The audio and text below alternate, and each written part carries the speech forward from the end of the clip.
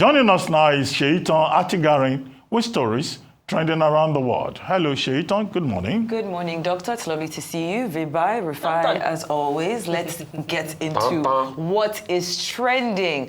Now, the Deputy Chief Whip of the Senate, Onyekachi Nwebonyi, called on the Minister of the Federal Capital Territory, Nyesom Wike, to demolish informal settlements near Nnamdi Azikiwe International Airport in Abuja and relocate the inhabitants. Nwebonyi, who represents Ebonyi North Senatorial District, made the call during plenary while contributing to the debate on the 2025 statutory budget of the FCT. Now, the senator said some structures around the airports do not project a positive image of Nigeria to visitors arriving in the capital, describing the communities as an eyesore. Let's take a look.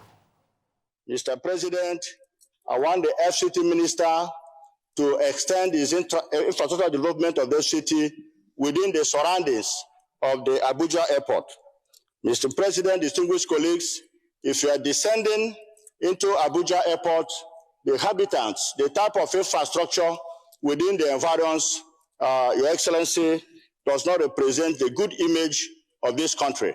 And I think that the FCT minister should capture in their next budget, if not incorporated in this, to either relocate the inhabitants of the people within the airport or renew the area, at least, because that is the mirror of the country as we are descending into Abuja Airport. Some of us, if you take into account to view the environs of the airport while descending into Abuja, you will agree with me, Excellency, there is an eyesore. It doesn't give good image of the nation, and I think something has to be done about it. If you are coming from the airport, if you are descending, the first place you see, if you are descending, let's take it gently. Yes, Excellency. The first place you see on the right is the presidential wing. Thereafter, you come across a very beautiful flyover. Yes, Excellency. Which is almost like a boulevard. You understand? And you will now descend towards the road that comes to the airport. Then when you get to the airport road, you now see 8 lanes, yes, complete with street lights. Yes, Excellency. Particularly in the night. Very beautiful. Yes, Excellency. And all that. So, which part gives you cramps in your stomach? Well, there have been different reactions to this particular story because people are wondering, like, okay, what exactly do you want? You want them to just move these people out? You're not talking about, okay, exactly where would they be moved to? And really and truly, should we be looking at the economic empowerment of those people as opposed to just moving them away for cosmetic reasons? We'll start with you, Rufai. Truth is, it's a very sad one that the senator could say such a thing, and I totally disagree with that. There's nothing wrong with those people. Those people were originally indigenous to those areas, even before Abuja itself was created. Exactly. All right, and the airport has encroached on their village. That's their ancestral home. Mm-hmm. They've encroached on their land, and over the years, compensation has been a big issue. They've not been able to settle them. I think they are called the Walegwe village. That's what it's called around there. And you've not effectively done that. Those houses, I think, is even a testament to the rich architectural history of Nigeria. Some of them mud houses, some of them little huts and hamlets and things like that. Some of them, newly built block houses and the likes. But look at it.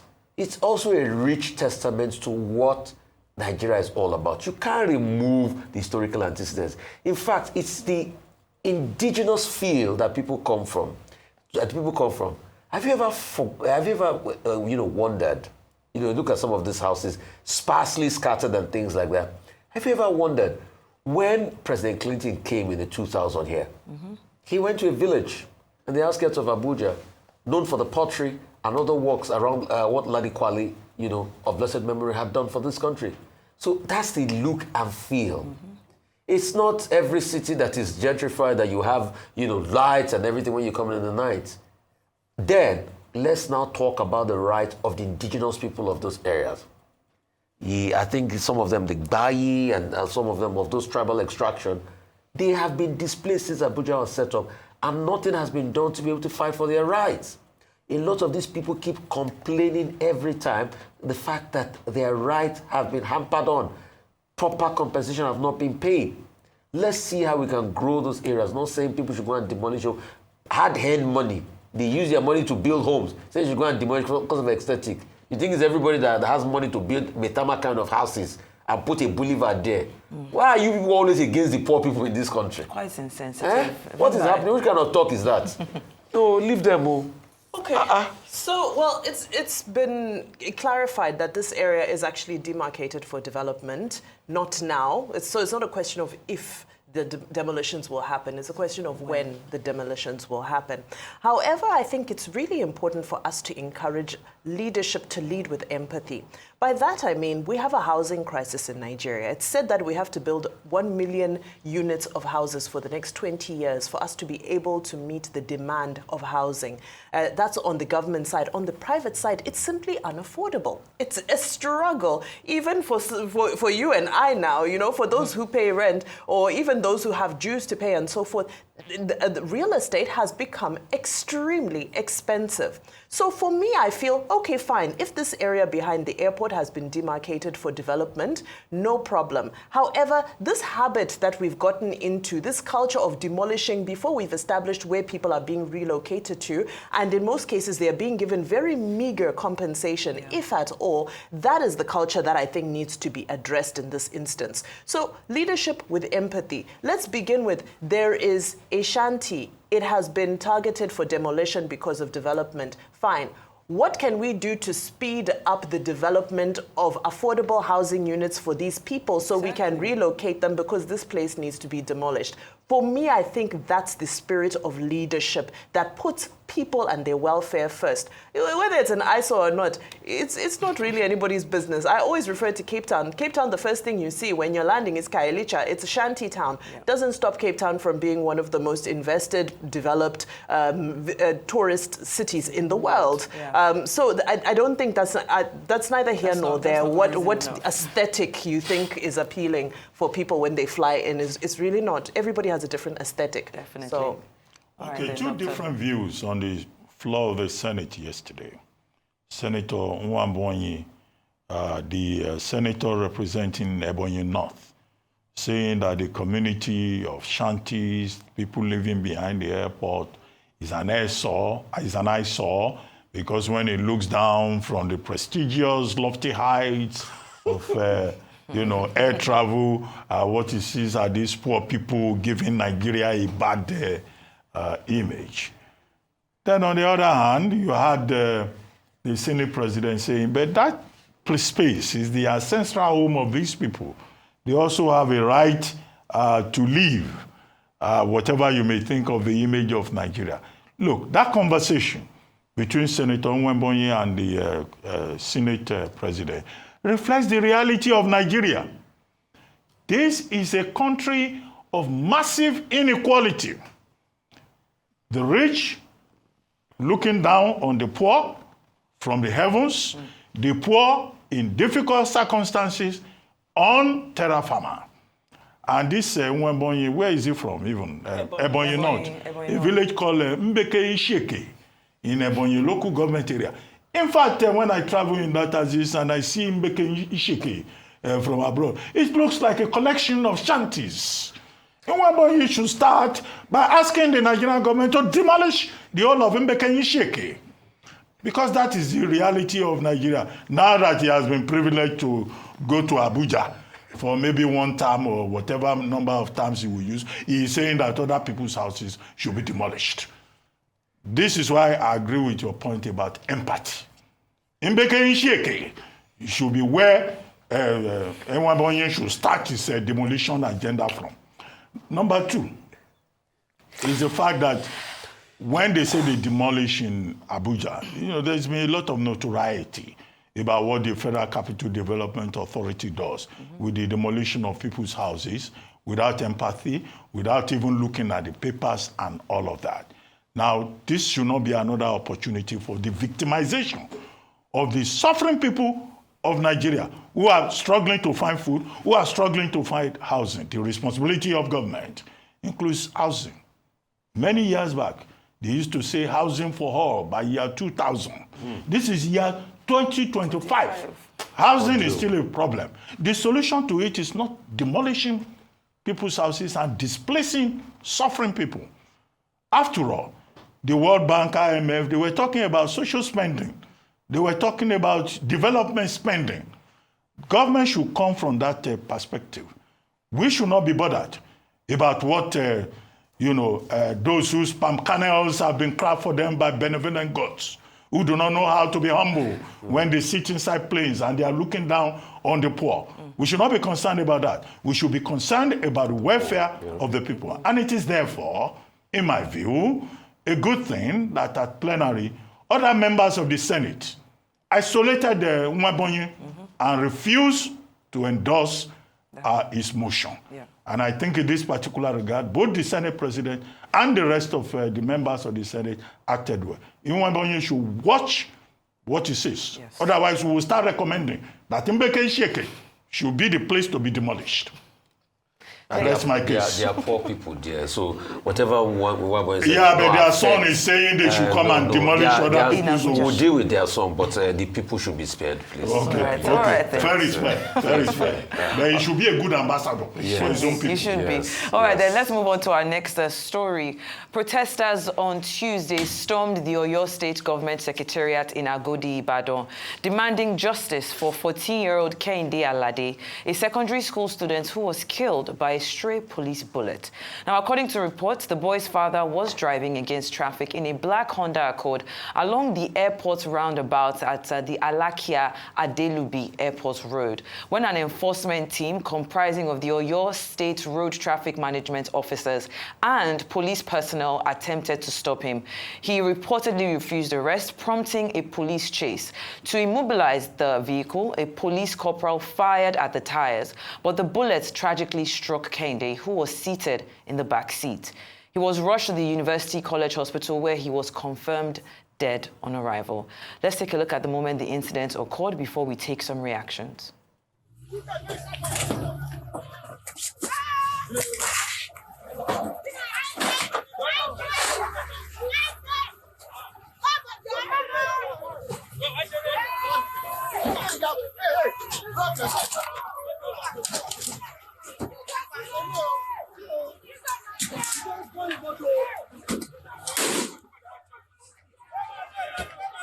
Come on, little Lord.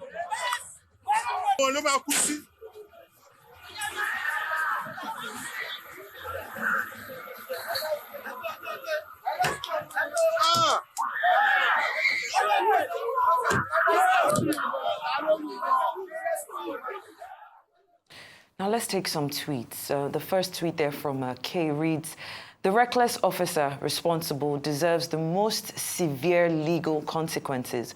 Justice must be served to deter such unprofessional and inhumane behavior. It is high time we took decisive action to eradicate this cruelty from our society." The next tweet there from Bodeayo reads, "Take down the plate number, engage in a chase till they park, radio the next checkpoint or stations along that route to look out for the vehicle. I can keep going on with alternative options in this situation than shooting an unarmed civilian." Renew their tweets. This was how #EndSARS first started. Let no one rewrite the story. Tina Ezekwe, secondary school leaver in 2020, Monsurat Ojoade, JAM students 2021, Alayori Ademola, police students 2022, Bolanle Rahim, pregnant woman 2023, Ahmed Ibrahim, a young man 2024, and hundreds more now this.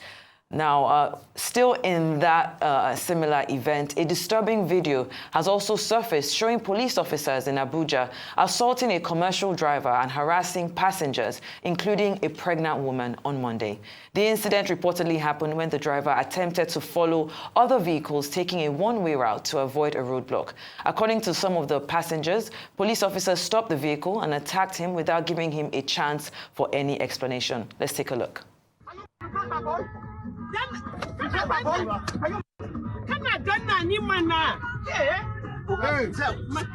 Make I carry my bag away. You own this. You own this. You are pressing.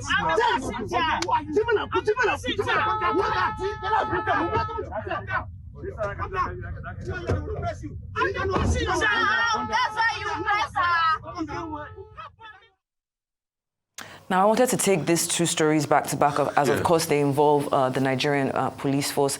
And I think my biggest takeaway from those two stories is, why do they always respond with force? You know, if it's about making sure, like that person said, you could have radioed the next station, you could stop them, you could have taken down the plate number and look for him in the system. What are your reactions to this story? Because all the suggestions that person gave, Nigerian police doesn't have facilities.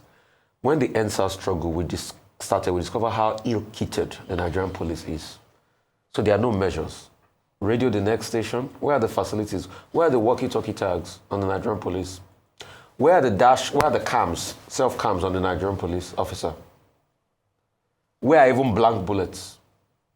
Where are other instruments to be able to quell, if you have like a situation, ordinary water to be able to spray on rioters? Where are they? So the police is ill-funded. It's not well-funded. Let's not deceive ourselves. So it's a cocktail of many aberrations.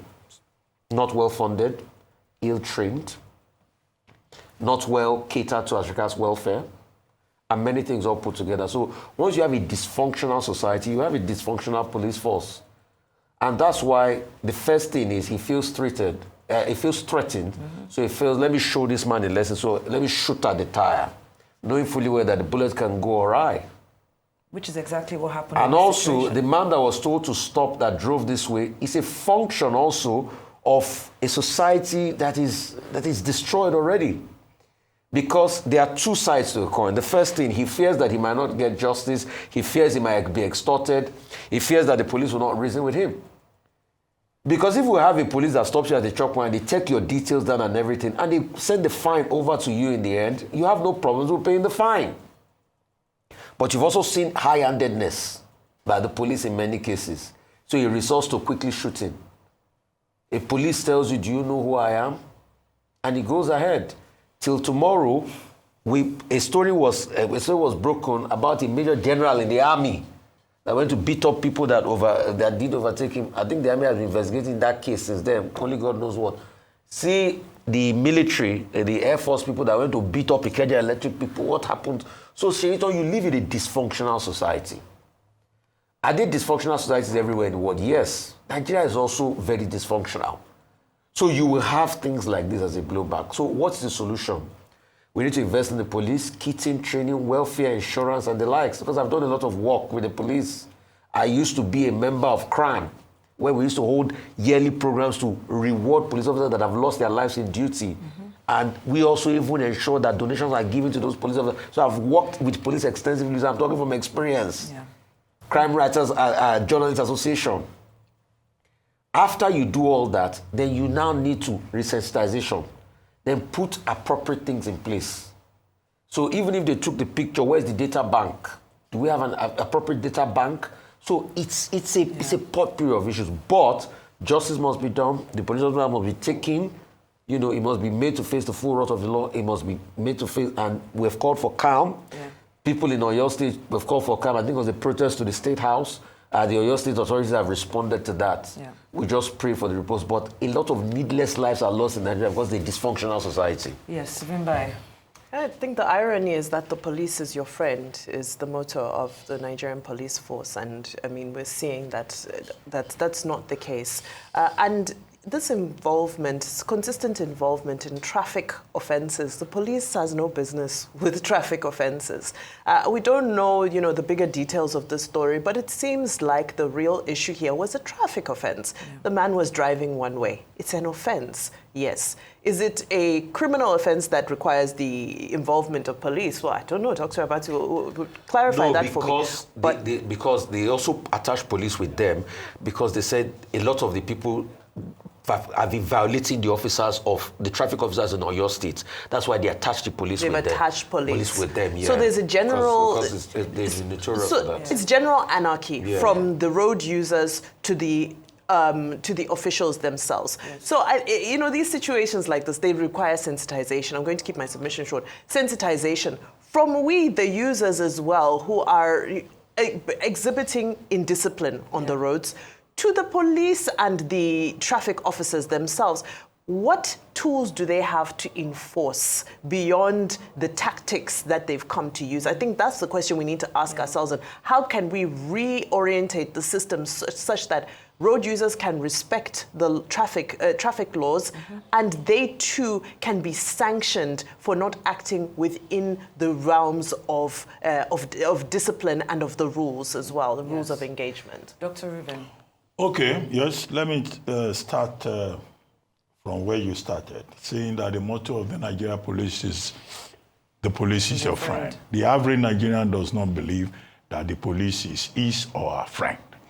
If anything, there is an adversarial relationship between the Nigeria police and the people. In other words, the Nigeria police will have to do a lot more about police-community relations. They have a department called Police Community Relations. And a lot more still needs to be done about the reorientation of the average Nigerian policeman.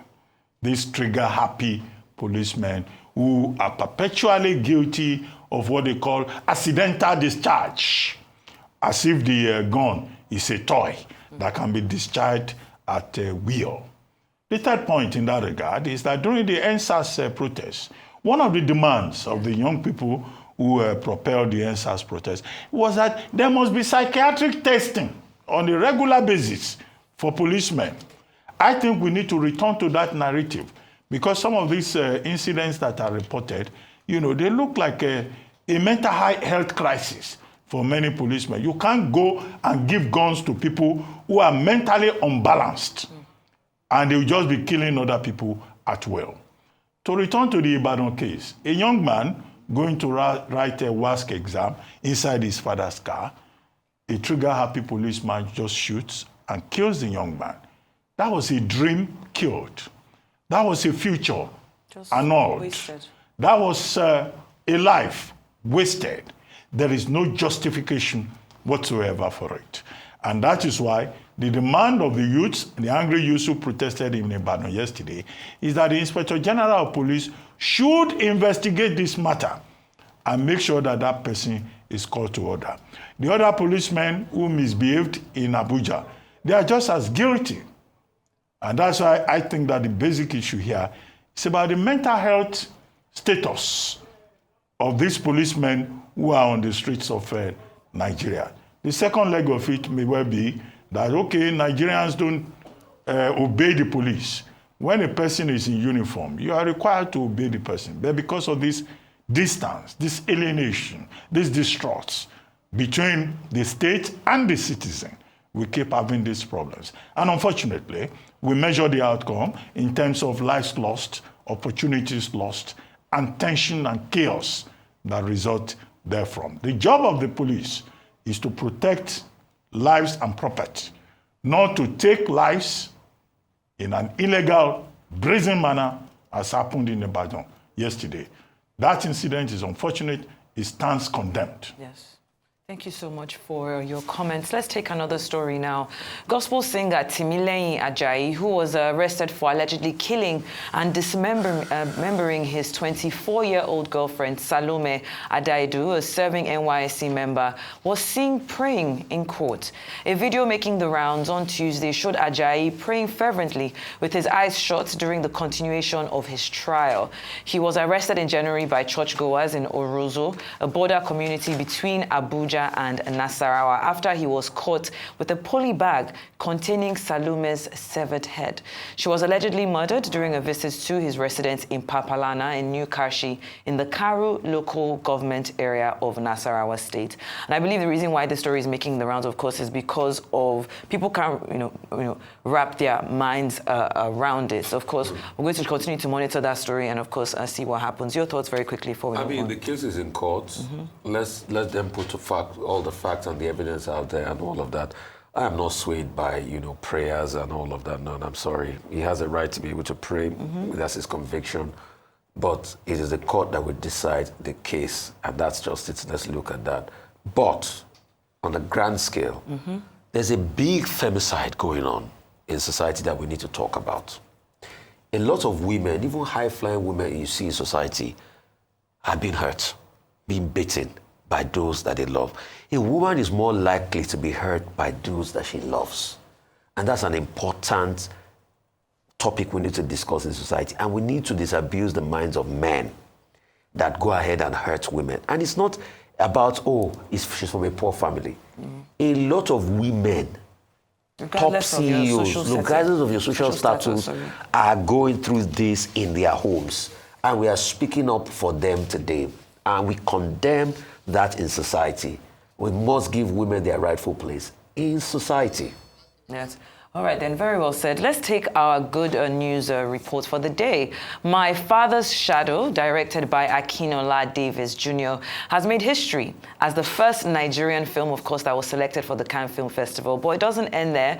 The movie, set in 1993 Nigeria, tells the story of two boys who reunite with their estranged father during a time of political change. As they travel to Lagos searching for their father's unpaid wages, the boys discover his struggles and sacrifices. The film, of course, explores themes of family, identity, resilience, earning widespread acclaim and shining a global spotlight on Nigerian cinema. Now, let's take a moment to look at My Father's Shadow receiving a standing ovation at the Cannes Film Festival, celebrating this remarkable achievement.